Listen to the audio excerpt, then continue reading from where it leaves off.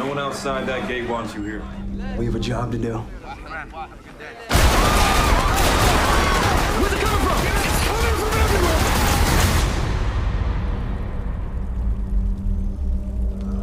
Will not leave until the problem is solved. Well, I'd love to say I'm here to fight for freedom. Halo semuanya, Joe di sini. Terima kasih sudah klik video ini. Selamat datang di garis depan.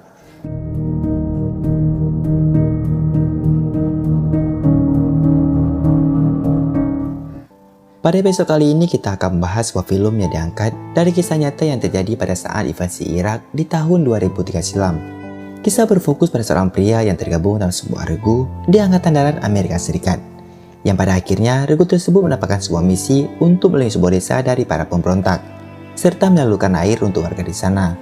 Namun misi perlindungan ini malah berakhir dengan tewasnya beberapa rekan mereka di sana. Inilah alur cerita film Sandcastle 2017.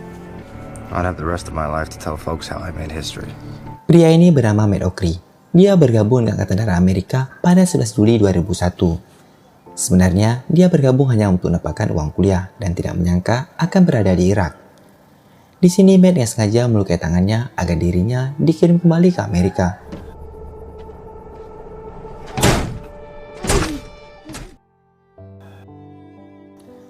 Beberapa hari kemudian terlihat Matt yang sedang menjumpai dokter untuk melepaskan gips pada lengannya. Namun dokter itu tahu bahwa ini bukan karena kecelakaan. Sang dokter berkata bahkan mereka ada yang melakukan lebih dari ini. Rencana Matt untuk kembali ke Amerika pun akhirnya gagal. Lalu Matt menemui rekan-rekan regunya. Mereka adalah Sersan Chatsky, Sersan Barton, Enzo, dan atasan mereka yang bernama Sersan Harper. Singkat cerita, di malam harinya terlihat bahwa semua regu sedang bersiap untuk menuju Baghdad, ibu kota Irak. Mereka akan melakukan patroli di kota tersebut.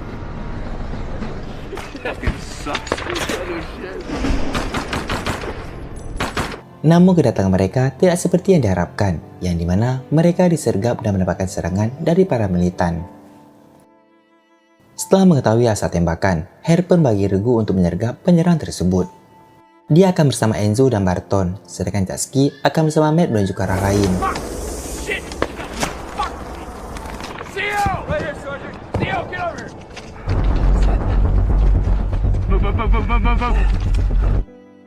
Saat sedang menyusuri tangga gedung, salah satu personil dari regu lain terkena serangan dari para militan. Dengan segera Chatsky mengajak Matt untuk menuju ke atap dan mencari tahu keberadaan penyerang itu. Di sana Chatsky menemukan bahwa ada seorang sniper yang berada di sebuah hotel. Karena tidak bisa menjangkaunya, Chatsky menyuruh Matt melapor pada markas untuk minta serangan udara. Namun markas menanyakan dari lantai berapa serangan itu berasal. Karena permintaan itu, Chatsky menyuruh Matt untuk menuju ke tempat yang lebih tinggi dan melihatnya. Setelah menemukan koordinat yang tepat, dengan segera Chatsky meminta bantuan udara. Namun Matt memintanya untuk membatalkan serangan itu karena dia merasa jarak mereka sangat dekat dengan titik serangan. Akhirnya, bantuan udara pun tiba dan langsung menyerang hotel tersebut. Setelah berhasil melenyapkan para militan, konvoi pun menuju ke sebuah gedung yang berada di pusat kota tersebut. Di sini mereka akan mengambil alih gedung tersebut untuk dijadikan markas pasukan Amerika yang berada di Baghdad. 3 bulan kemudian, setelah berbagai misi yang mereka selesaikan, Harper kembali dipanggil oleh atasannya yang bernama Letnan Anthony.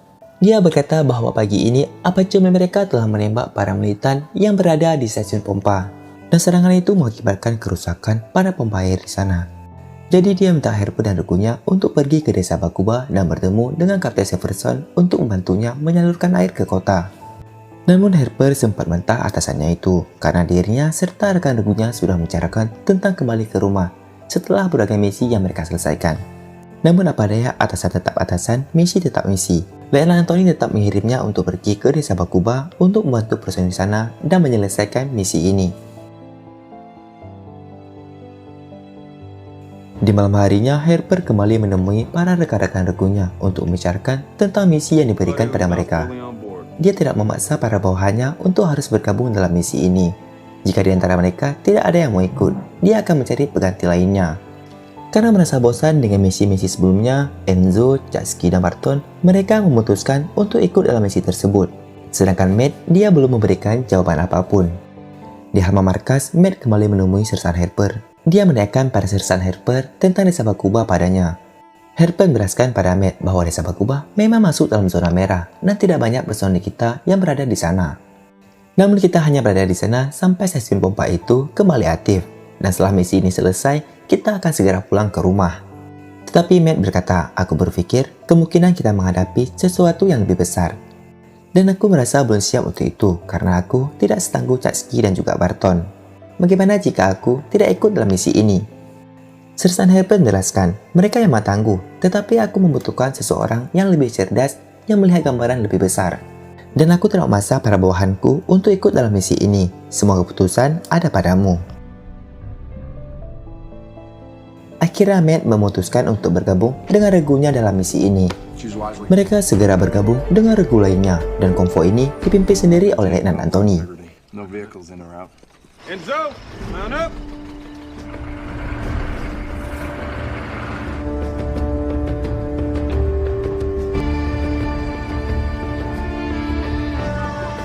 Setelah menempuh perjalanan yang begitu panjang, akhirnya mereka tiba di Camp Warhorse di Bakuba. Dan camp ini dipimpin oleh seorang kapten yang bernama Severson. Melihat kedatangan Harper dan Tutanki, Severson langsung menyuruhnya untuk segera menyalurkan air pada warga.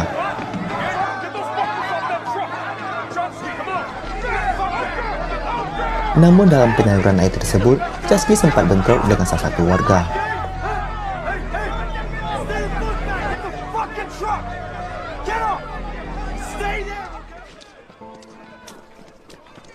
Di sini Severson mengenalkan pada mereka seorang tentara Irak yang bernama Mahmud yang bertugas sebagai penerjemah untuk pasukan Amerika.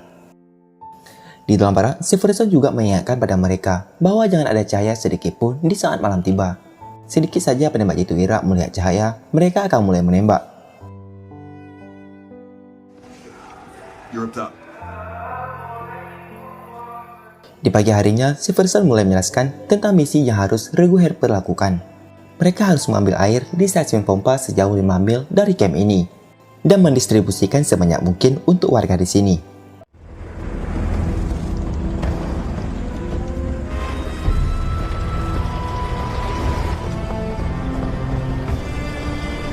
Akhirnya mereka pun tiba di stasiun pompa. Personil di stasiun pompa ini dipimpin oleh seorang sersan yang bernama Robinson. Dia menjelaskan bahwa mereka butuh beberapa minggu untuk menyelesaikan semua ini. Dan saat ini, dia hanya memiliki 12 personil yang bertugas di sini. Setengah dari mereka bertugas untuk berjaga, dan setengah lagi bertugas untuk bekerja yang dilakukan secara bergantian. Jika Harper ingin ini cepat selesai, dia minta Harper untuk membantunya. Namun Harper menjelaskan bahwa tugasnya di sini hanya untuk mendistribusikan air. Tetapi dia bisa mencarikan beberapa pekerja untuk membantu menyelesaikan semua ini. Mereka pun kembali ke desa. Namun di dalam perjalanan ada sebuah mobil yang hendak mendahului mereka. Harper tidak ingin konvoinya didahului dan dia memerintahkan Chatsky untuk menghentikan mobil tersebut.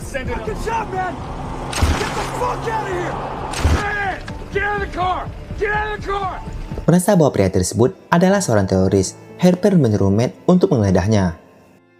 Namun pria ini bukanlah seorang teroris. Maksud dia mendahului konvoi karena putrinya yang sedang sakit dan harus segera menuju ke apotek. Merasa bahwa pria ini tidak berbahaya, Harper kembali menyuruh pria itu untuk melanjutkan perjalanannya. Saat di tempat penyaluran air, Harper memberitahukan bahwa dia butuh beberapa pekerja Irak. Mereka hanya bekerja untuk 10 jam dan mereka akan dibayar secara tunai setelah bekerja. Jika ada yang ingin bergabung, mereka akan dijemput besok pagi di tempat ini. Akhirnya tugas mereka untuk hari ini berjalan dengan lancar tanpa menemui kendala apapun.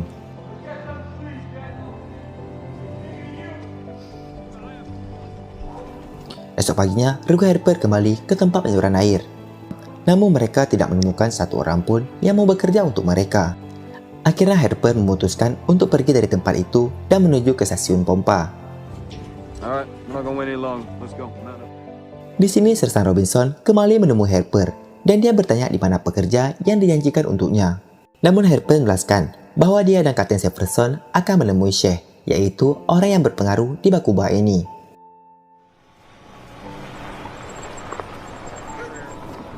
Scene berpindah pada Harper dan juga Kapten Severson yang menemui Sheikh. Dalam pertemuan itu, Sheikh mengatakan bahwa dia tidak senang jika Kapten Severson membawa lebih banyak tentara ke rumahnya. Namun Harper menjelaskan bahwa mereka datang ke sini untuk menyelesaikan masalah bangsa mereka. Dia butuh beberapa orang untuk memperbaiki masalah yang mereka timbulkan, sehingga pengairan berfungsi kembali. Soal mereka bekerja pada kami akan melindungi mereka semua. Namun Sheikh menjelaskan bahwa terlalu bahaya untuk bekerja dengan Amerika. Jika dia membantu orang Amerika, dia akan membayarnya dengan nyawa. Karena kota Bakuba ini merupakan dua kota yang berbeda. Di siang hari, kami yang menguasainya, tetapi di malam hari, orang lain yang menguasainya.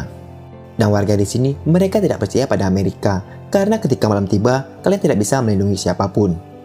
Namun Harper tetap meyakinkan Sheikh dengan mengatakan bahwa mereka tidak akan pergi dari Bakuba sampai masalahnya terpecahkan. Sheikh kembali berkata, Amerika datang kemari karena ingin bantu, tapi setelah kalian pergi, apa yang akan terjadi? Semua akan kembali seperti semula. Lebih baik kalian pergi dari rumah ini. Get shot and fucking die. Don't translate that. Sedangkan di tempat penyaluran air, seorang pria mendatangi Matt. Pria ini bernama Kadir, seorang kepala sekolah di dekat sini. Dia meminta pada Matt untuk memberikan mereka air untuk anak-anak yang berada di sekolah. Tetapi Matt tidak bisa memberikannya hari ini, namun dia akan mengusahakannya. Have a good day. Scene berpindah pada regu Harper yang sudah berada di stasiun pompa. Mereka harus ikut bekerja karena mereka tidak dapat menemukan pekerja Irak untuk membantu mereka. Mahmud juga sempat berbicara pada Matt.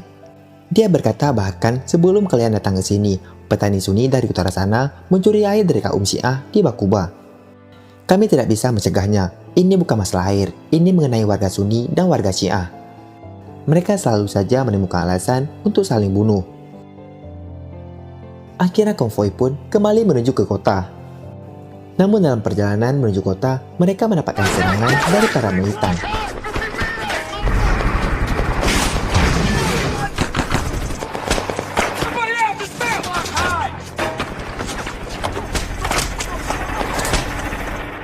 Dalam serangan itu, tidak ada korban yang ditemukan, namun kerusakan hanya terjadi pada truk yang mengalami kebocoran pada tangkinya.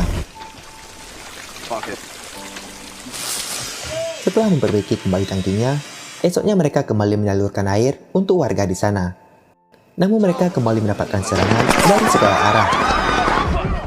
Where's it coming from?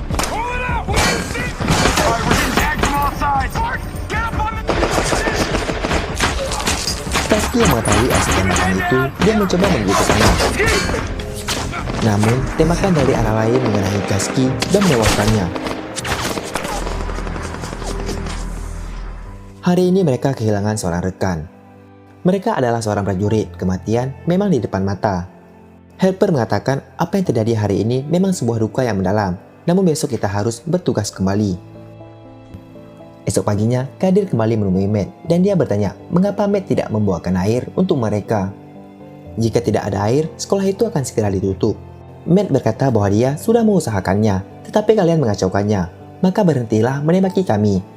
Kami sudah mencobanya, tetapi tidak ada yang mau membantu kami. Namun Kadir mengatakan bukan kami yang menembak kalian.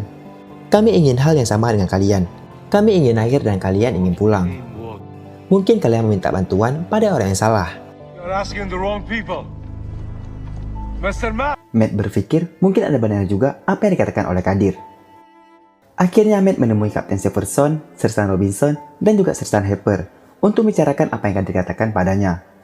Matt berkata bahwa aku belum mempunyai rencana apapun saat ini. Tapi seperti yang Kadir punya alasan yang logis ingin bekerjasama dengan kita. Mungkin kita bisa menggunakannya sebagai kesempatan. Dan aku akan pergi bersama Sersan Harper ke sekolah untuk mencari tahu lebih dalam. Akhirnya, Sersan Harper dan Matt menemui Kadir di sekolahnya. Di sini Harper meminta pada Kadir untuk membicarakan apa yang dia katakan pada Matt. Jika Kadir mau membantu mereka, Harper akan menyalurkan air untuk ke sekolah. Di sini Kadir mengatakan bahwa dia akan berbicara dulu dengan rekan-rekannya. Dan jika mereka setuju, dia akan membawa mereka ke stasiun pompa. Akhirnya Kadir datang membawa saudaranya yang seorang insinyur dan beberapa lainnya. Mereka mulai bekerjasama untuk menyelesaikan stasiun pompa tersebut. Namun saudara Kadir mengatakan bahwa dia tidak bisa memperbaiki pompa ini, tetapi dia bisa membuat yang baru dalam 3 atau 2 hari ke depan.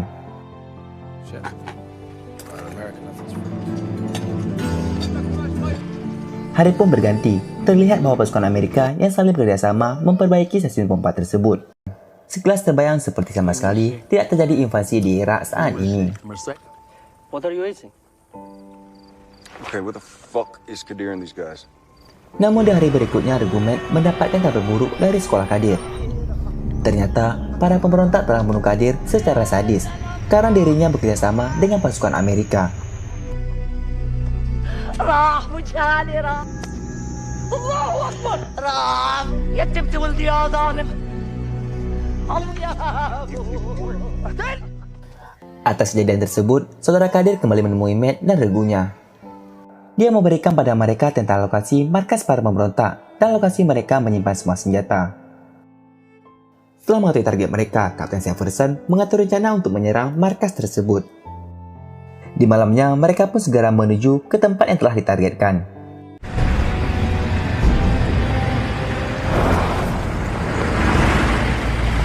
Sebagian dari mereka bertugas untuk memblokade jalan-jalan yang diduga jalur masuk para militan. Dan sebagian lagi bertugas untuk melakukan penyergapan.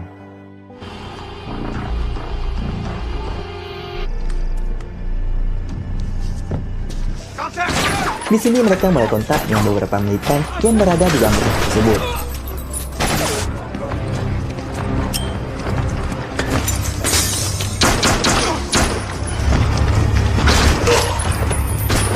Sedangkan Enzo dan Barton, mereka juga mendapatkan serangan dari tempat yang berbeda.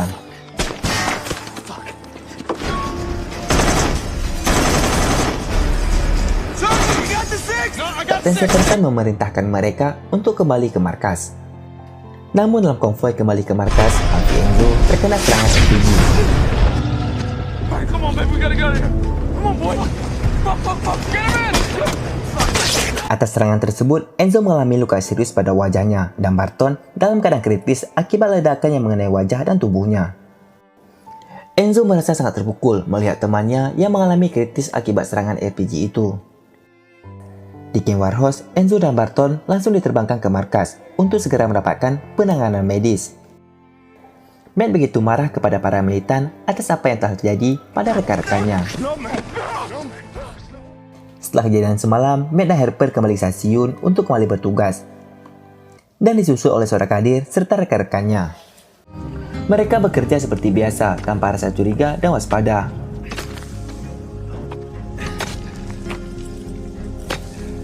Namun pada saat jam istirahat, seorang pekerja mengambil sebuah freezer box dari dalam mobil. Lalu dia pun memasuki rumah pompa. Ternyata pria itu adalah seorang teroris yang menyusup di antara para pekerja untuk menghancurkan stasiun pompa tersebut. Ledakan tersebut menewaskan Sersan Robinson dan personilnya, serta beberapa pekerja Irak. Atas kejadian itu, Sersan Harper dan Matt dikembalikan ke markas mereka yang berada di Baghdad. Di markasnya, Sersan Harper dan Matt kembali dipanggil ke ruangan Letnan Anthony. Karena kejadian yang menimpa mereka, Letnan Anthony memberikan cuti 3 pekan untuk Harper, lalu kembali lagi untuk bertugas di Riyadh. Sedangkan Matt, Letnan Anthony mengirimnya kembali pulang ke Amerika. Namun Matt membantahnya karena dirinya merasa belum selesai bertugas di sini, dan dia masih ingin menyelesaikan semuanya. Sersamanya McGregor sangat marah pada Matt karena Letnan sudah menyuruhnya untuk pulang, tetapi ia tetap membantah untuk tetap berada di sini. Mereka ingin Matt kembali ke Amerika karena tugasnya di Irak sudah selesai. Dan akhirnya Matt diantar kembali ke pangkalan untuk kembali ke Amerika. 1 prajurit kembali pulang, namun Amerika mengirim ratusan lainnya untuk bertempur di Irak. Beautiful goddamn day. Dan demikianlah episode kali ini. Jangan lupa selalu dukung channel Garis Depan dengan klik subscribe, like, dan tinggalkan komentar jika kalian terhibur. Saya Ju, sampai jumpa di episode selanjutnya.